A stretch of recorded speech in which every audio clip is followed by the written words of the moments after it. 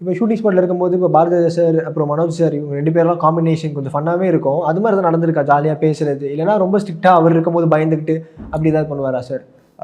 பயந்துட்டா இல்ல. அது அந்த ஃபாதர் சன் டூவோவே பார்க்கறதுக்கு ரொம்ப பியூட்டிஃபுல்லா இருக்கும். லைக் சன் அவ்வளோ பெரிய ஒரு டைரக்டரை வந்து டைரக்ட் பண்றாரு.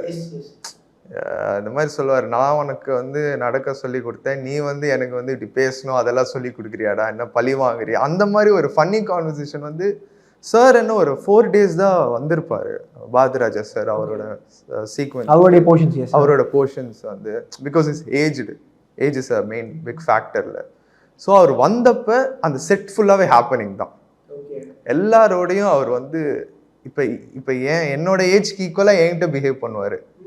இப்போ டைரக்டர்னா அவரோட ஏஜ்க்கு ஈக்குவலாக அவர்கிட்ட பிஹேவ் பண்ணுவார். ஸோ இஸ் லைக் அவர் ஒரு ஒரு லயன் மாதிரி தான். பண்ணிக்க மாட்டார் அவரே அவர். ஆமாம், கண்டிப்பாக அவர் அவ்வளோ பெரிய ஜாம்பவான். He created a history in Tamil சினிமான்றதை வந்து 1% எங்கேயும் காமிச்சிக்காம பையன் சொல்கிறான், அவன் என்ன சொல்கிறான்னு நான் செய்கிறேன், தப்போ சரியா பிடிச்சிருக்கோ பிடிக்கலையா, அவன் சொல்கிறேன்னு நான் அப்படியே பண்ணுறேன். அந்த மாதிரி ஒரு ட்ராவல் தான் நான் பார்த்தேன். ரொம்ப பியூட்டிஃபுல்லாக இருந்துச்சு அது.